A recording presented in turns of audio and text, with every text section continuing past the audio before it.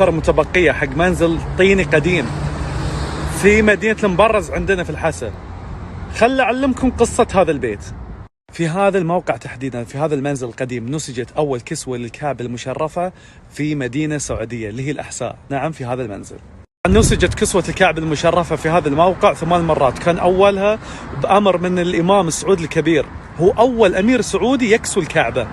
كانت كسوة الكعبة المشرفة تنسج في مصر، فانقطع في ذاك الوقت نسيج الكعبة بمصر، ما كانوا يقدرون يجيبونها. فالإمام السعود الكبير استشار ما معاه من أمراء البلدان في ذاك الوقت، وأشار له بالأحساء لوجود ما يكفي من الحرفيين الماهرين في الحسا عندنا.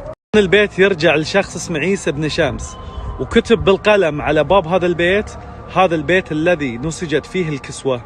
طبعا هذه أطلال البيت حاليا.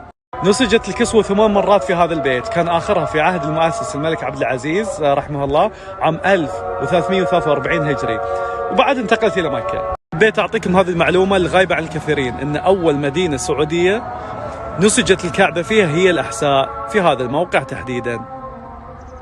حرام هذا الموقع يبقى بهذا الشكل. هذا الموقع اللي نسجت فيه أول كسوة للكعبة المشرفة في مدينة سعودية.